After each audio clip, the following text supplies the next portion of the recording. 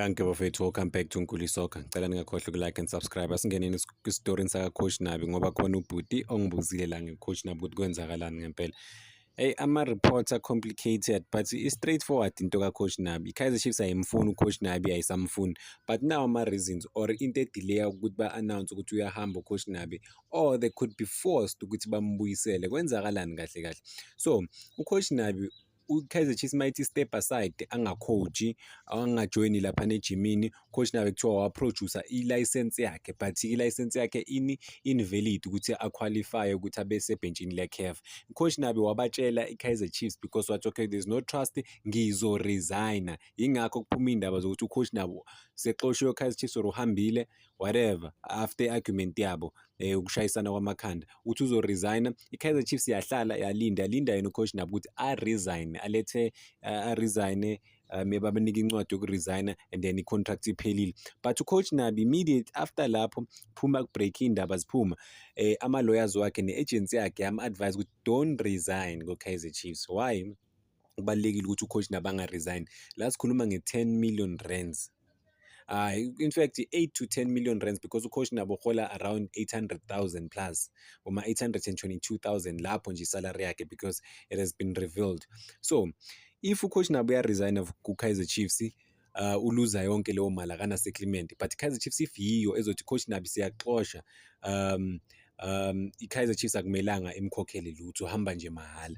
But nayi twist-ke la ifike ibe khona-ke manje. U-Coach Nabi akaresignanga, i-Kaizer Chiefs ayikaka-announce ukuthi iyamxosha because kumele ikhokhe i-settlement. Nayi into edileyisayo. I-Kaizer Chiefs yenza i-investigation manje ukuthi imake sure ukuthi even if iyamdismissa uyamxosha u-Coach Nabi, iba nama-grounds okuzidefenda ukuthi ingamniki labo ma-10 million i-settlement yemali yakhe noma ye-salary yakhe overall laphana ku-Kaizer Chiefs. So this could be a big legal thing or illegal thing if like they would proceed ukuthi bamxoshe nje without ukuzikhava bona as i-Kaizer Chiefs. So nabo as i-Kaizer Chiefs they looking at ama-lawyers, they checking everything ukuthi basesayidini eli-right elingcono na ukuthi bamxoshe u-Coach Nabi.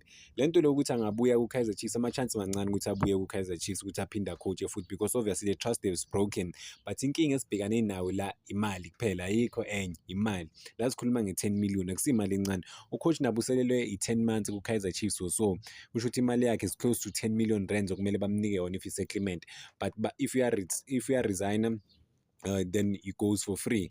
And then i-Kaizer Chiefs wayinga-exercise option yokuthi vele imxoshe u-Coach Nabi because ayimthembi, because umthetho awuvele umxoshe umuntu bafethu. You have to sit down, kunalento le kuthiwa i-mutual agreement. Ama-reports amanye mina lezi zinto lezi zi-confusing. Why ngithi zi-confusing? Abangani bakaNabi, hey angeke okay thi ngimusho umngani kaNabi omkhulu bafethu, the biggest journalist, sport journalist in Africa bafethu, uMick Junior ureporte izitori eziwu-2 ngo-Coach Nabi. Ubone ukuthi uNabi abanye abantu bazama ukumprotect, abanye-ke bazama ukumthrowa under the bus.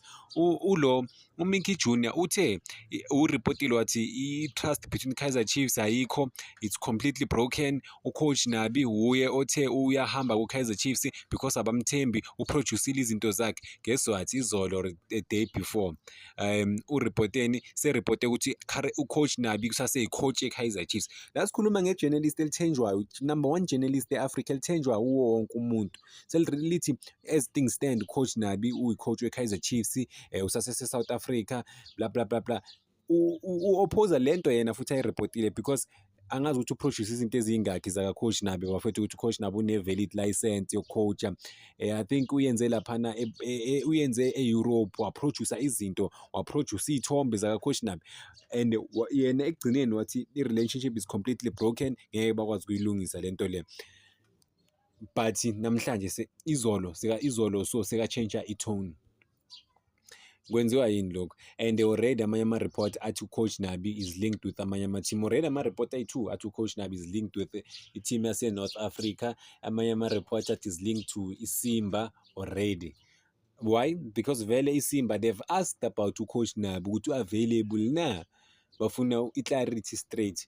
But ku-Kaizer Chiefs contract yababhinda labantu labo. Coach Nabi could have easily resigned ku-Kaizer Chiefs, but inkinga imali yabona imali problem ngempela yabona especially ebholeni because kune-settlement khona i-Kaizer Chiefs ikhansela i-contract ubani oba-scam okay ngingasho ukuthi uba-scamile ubani ubongani Sam bakhansela i-contract yakhe aseselelwe yi-2 years bakhosta ama-millions ukuthi akhansele leyo contract leyo bekubuhlungu u-Kaizer Chiefs because akadlalanga at all umfowethu but-ke bekasayina i-contract i-multi-million deal ne-Kaizer Chiefs and bekasasalelwe yi-2 years bekumele bambhadale i-settlement or ba-agree to i-settlement into estopa uNabi no-Kaizer Chiefs bangathi okay yabona imali yakhe esele la yi-10 million i-Kaizer Chiefs inga-offer 3 million kuphela ithi sifuna ukukhansela i-contract yakho nayi-3 million but umuntu odrawe first blood ngendaba yokuresigna ucoach Nabi akusiyi i-Kaizer Chiefs i-Kaizer Chiefs ithe no thina siyakususpend coach Nabi wathi ngizoresigna only to backtrack i-Kaizer Chiefs iloku ilinde phela ucoach Nabi ukuthi aresign aka-resign ucoach Nabi so kumele i-Kaizer Chiefs yenze ithathe i-decision-ke manje but it's not a straightforward decision because kune-settlement yeah yiyo bafowethu ayikho enye i-straightforward indaba yabo okay ayikho really straightforward i-super complicated because ucoach Nabi even if like if Kaizer Chiefs ngathi yamsuspend kumele akhokhelwe lo 800 and something thousand imali yakhe every month isalary igcwele noma kuthiwa bayamxosha ucoach Nabi esithi Kaizer Chiefs decide ukuthi yamxosha but ayibo ucoach Nabi uzikhavile into zakhe uyaproduce ukuthi i-valid ngempela i-license yakhe i-Kaizer Chiefs izokhokhela ucoach Nabi for the next 9 months or 10 months noma sengekho la eSouth Africa they can only stop ukumkhokhela mengathola i-team and then they'll have to agree ne-Kaizer Chiefs leyo team leyo ukuthi okay they'll cover ama-salaries izinto ezinjalo bona ezi-Kaizer Chiefs manje they are locked in abazi nokuthi bamephi ngempela abazi nokuthi benzeni because i-contract binding contract they have to follow i-contract otherwise bazoba ne-problem e-serious awuxoshi ucoach one-contract nje just nje ukuresearcha ngezinto zakaNabi maybe yizo about i-license yakho ukuthi i-valid invalid maybe into ithatha isikhathi kakhulu because kumele ba-investigate kakhulu and then they have to have i-proper feedback ukuthi by the time bamxosha ba-decide ukungamkhokheli because ucoach Nabi kusho ukuthi uqamba amanga ku-Kaizer Chiefs ukuthi amaphepha wakhe a-right bekabakhotsha ngamaphepha angekho right if the reports are to be believed ngocoach Nabi overall i-situation lapho I don't see ucoach Nabi ebuya there's no way even if there is no way ucoach Nabi ebuya ku-Kaizer Chiefs hayi ngeke after i-trust completely broken at the moment angazi naye if ubuya ku-situation enjani ku-Kaizer Chiefs uzocoacha kanjani because i-trust ayisekho between naye ne-team kuyabonakala ukuthi abafunani khona ongafuni omunye so uzosebenza kanjani emsebenzini la bangakufuni khona and usalelwe 10 months 9 months nje kuphela rather just take i-settlement or agree i-settlement or Kaizer Chiefs-ke konke kulele ku-Kaizer Chiefs but-ke that's why sibhekane nama-delays danko bafowethu ngicela ningakhohlwa uku-like and subscribe.